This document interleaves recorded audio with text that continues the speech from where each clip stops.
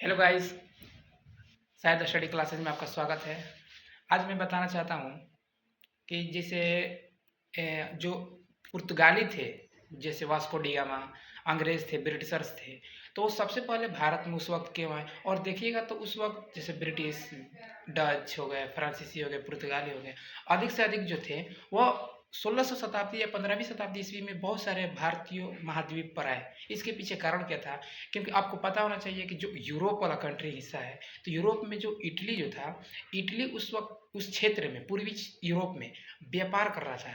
व्यापार करने से तो मतलब उसका एक अधिकार था, उस क्षेत्र में जितने भी देश थे, कंट्री थे, तो उस क्षेत्र में व्यापार जो जो व्यापार का अधिकार था, मतलब कि जो भी व्यापार था, वो व्यापार उसी के क्षेत्र में होता था और वही अपना क्षेत्र क्या करता था, व्यापार से आगे बढ़ाया था।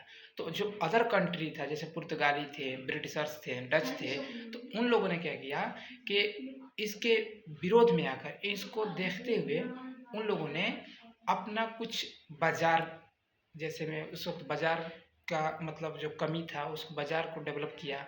और जो हम बाजार में जो उत्पादन की या जो रिसोर्स होते हैं, जो संसाधन होते हैं, उसकी कमी थी, तो इस कमी को पूर्ति करने के लिए पुर्तगाल से भारत की तरफ आए, ब्रिटेन से भारत की तरफ आए, फिर डच आए भारत में। क्यों आए? क्योंकि उस वक्त वहाँ पर संसाधन बहुत कम थे, बाजार की तो वहाँ पर ही उपलब्धता थी, तो बाजार के लिए आपको संसाधन उपलब्ध होना चाहिए।